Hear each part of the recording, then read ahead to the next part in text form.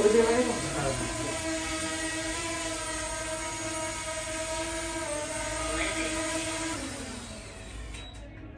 ঠিক আছে, আপনি যেটা ইউজ করছেন না ওইটার থেকে এটা 1000 গুণ বেটার।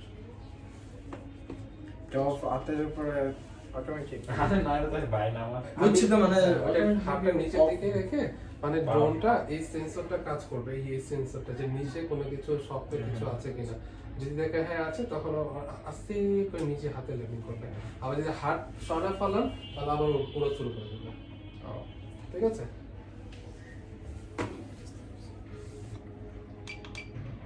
আর কোনো প্রশ্ন ভাইয়া? না তবু যদি কোনো প্রবলেম হয় আমাকে জানাবেন।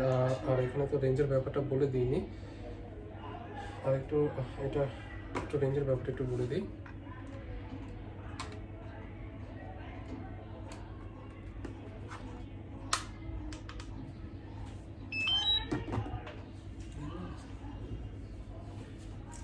এটা রেঞ্জের ব্যাপারটা হচ্ছে মানে আপনার ড্রোনটা আপনি কতটুকু রেঞ্জে উড়াতে চাচ্ছেন এটা আপনার উপর ডিপেন্ড করবে, আপনি কতটুকু রেঞ্জ চাচ্ছেন। এটা এখানে রেঞ্জের একটা ব্যাপার আছে।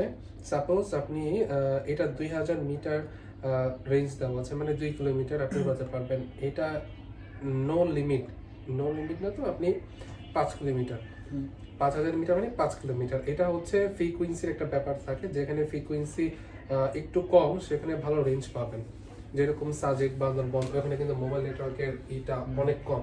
আর ওপেন প্লেসে খুব ভালো রেঞ্জ পাওয়া যায়। যেরকম আমার ড্রোনটা আমি ঢাকা সিটিতে 1 কিলোমিটার পাই।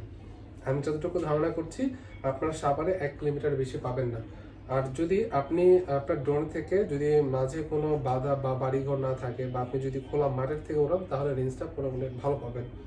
আর যদি ঘরের মধ্যে থেকে আপনি ড্রোনটা বাইরে ওড়ান তাহলে ম্যাক্সিমাম 1 কিলোমিটার, এর বেশি পাবেন না। আপনি রেঞ্জটা আপ ডাউন করতে পারবেন। এই যে রেঞ্জটা এখানে সেট করা থাকবে এটার বাইরে যাবে না ড্রোনটা। ঠিক আছে, সাপোজ আপনি 20 মিটার দিলেন, 20 মিটার 80 মিটার পর্যন্ত যাবে। আর এটা উপরে হচ্ছে আমারটাও 500 মিটার যাবে, আপনারটাও 500 মিটার।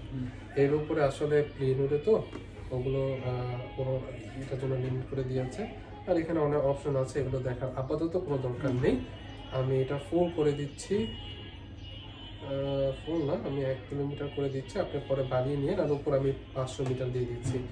আর কন্ট্রোলের ব্যাপারটা ধরা দরকার নেই।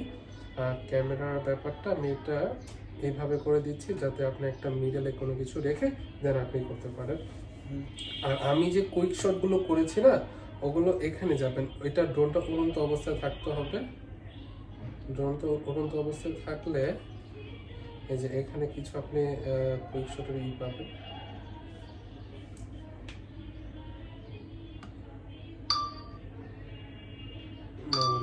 এটা মেমরি ঢুকালে আপনি এখানে আসবেন, এখানে আসলে কিছু ফাংশন দেখাবে।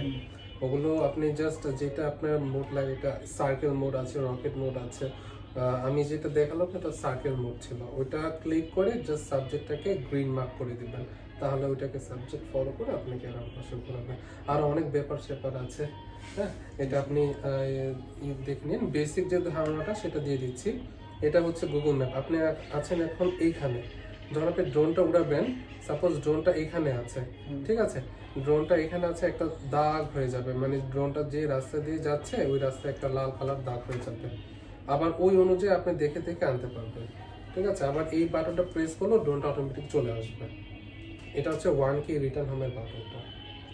ঠিক আছে, আর এখানে ব্যাটারি লাইফ দেখায় আর হাবিজাবি সব ই করছে। আর যখন রিমোট থেকে ড্রোনের কানেকশনটা উইক হয়ে যাবে তখন এই আরসি যে ইটা লেখা আছে না, এটা নেটওয়ার্কটা হলুদ হয়ে যাবে।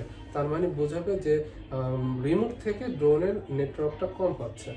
ঠিক আছে, তখন আপনি একটু তাড়াতাড়ি এরকম কিছু করবেন যাতে এটা সাদা থাকে। এই আসলে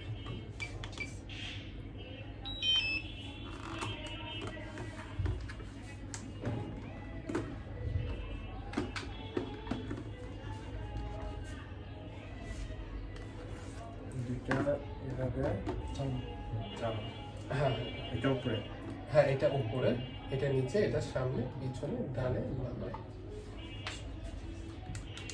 চার্জ দিব বড় ফোন দুটো, চার্জ দিলে এই ব্যাটারিগুলো ফুল হয়ে থাকবে। ঠিক আছে, 1.5 ঘন্টার মতো লাগবে ফুল চার্জ। অংশ সেটিং করে দিচ্ছেন।